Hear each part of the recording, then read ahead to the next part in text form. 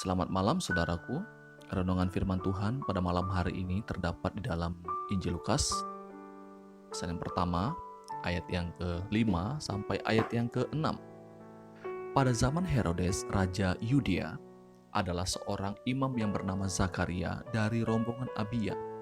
Istrinya juga berasal dari keturunan Harun, namanya Elisabet. Keduanya adalah benar di hadapan Allah dan hidup menurut segala perintah dan ketetapan Tuhan dengan tidak bercacat. Saudaraku, dalam ayat yang ke-6 dikatakan bahwa keluarga ini keluarga yang benar di hadapan Tuhan. Artinya, yang memiliki relasi dengan Tuhan, punya pengetahuan yang benar, dan hidup berdasarkan pengetahuan yang benar itu. Mereka tentu bukan keluarga yang sempurna tanpa salah. Mereka juga jatuh bangun dalam iman mereka.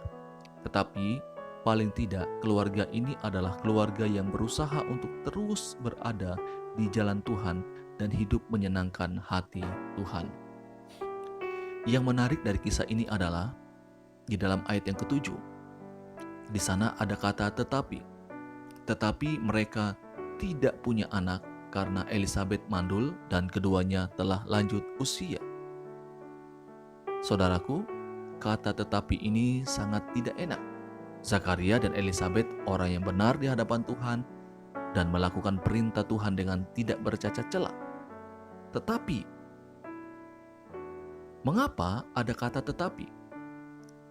Karena cara berpikir orang pada zaman itu, kalau orang yang diberkati Tuhan itu, orang yang diperkenankan Tuhan, paling tidak dia harus punya harta dan anak. Kalau ia tidak punya anak, berarti ia tidak diberkati oleh Tuhan. Berarti dia tidak dibenarkan oleh Tuhan. Untuk hal ini, Elisabet juga tahu bahwa itu adalah sesuatu yang menjadi pemikiran orang pada umumnya pada waktu itu. Sehingga di dalam ayat yang ke-25, Elisabet berkata, "Inilah suatu perbuatan Tuhan bagiku, dan sekarang ia berkenan menghapuskan aibku di depan orang." Saudaraku, kita memperhatikan di dalam kisah ini, Zakaria dan Elisabet, meskipun mereka tidak punya anak, tapi mereka tetap fokus kepada Tuhan. Tidak beralih fokus mereka. Mereka tetap berpegang kepada apa yang firman Tuhan katakan. Orang yang mengenal Tuhan, hidupnya akan terfokus kepada Tuhan dan hidupnya hanya untuk Tuhan. Kalau kita perhatikan, sejak mereka menikah sampai mereka lanjut usia, mereka tidak punya anak. Bisa kita bayangkan bertahun-tahun dan bahkan berpuluh-puluh tahun mereka dikatakan orang yang beraib, orang yang tidak diberkati, orang yang tidak benar di hadapan Allah. Tetapi sekali lagi, ini pandangan orang pada umumnya pada masa itu. Tapi puji Tuhan, mereka adalah orang yang berakar dalam firman. Mereka berakar dalam pengenalan akan Allah dan mengikuti Tuhan meskipun banyak suara-suara sumbang dari lingkungannya. Hal ini terlihat jelas ketika Yohanes lahir. Pada waktu Allah mengaruniakan Yohanes kepada mereka. Ketika Yohanes lahir, tetangganya bertanya, "Terus nama anak ini siapa?" Biasanya ada orang yang kalau cari nama, namanya tidak akan jauh-jauh dari keluarganya, atau paling tidak ada kaitannya dengan keluarganya. Ketika mereka ditanya, anak ini namanya siapa? Mereka menjawab, Yohanes. Kenapa Yohanes? Nama itu tidak ada hubungan sama sekali dengan keluargamu atau keluarga kita. Dalam pemberian nama saja, Zakaria dan Elisabet taat kepada Tuhan. Karena nama itu adalah nama yang telah ditetapkan Tuhan kepada mereka. Saudaraku, kalau kita baca kisah Yohanes ini selanjutnya, jangankan nama, baju dan juga makanannya pun semuanya ditentukan oleh Tuhan.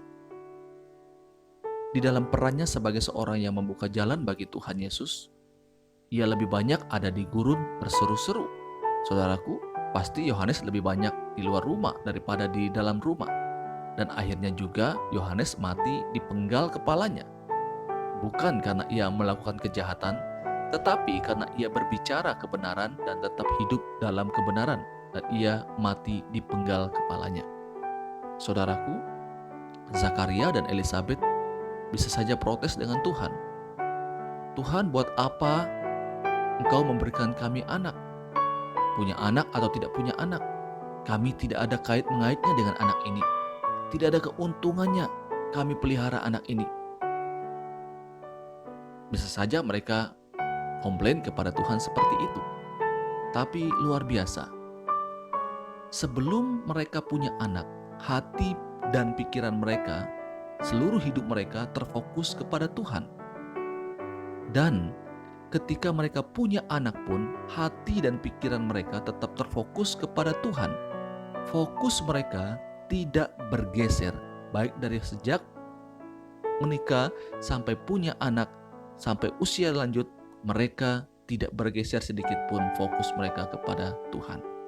Bagi mereka, yang penting adalah mengenal Tuhan, menyenangkan hati Tuhan. Itu adalah hal yang paling utama dalam hidup mereka. Ada anak atau tidak ada anak, tidak menjadi soal bagi mereka. Yang penting mereka berkenan kepada Tuhan, itu sudah cukup. Demikian renungan firman Tuhan untuk kita pada malam hari ini. Selamat malam, Tuhan Yesus memberkati kita semua. Amin.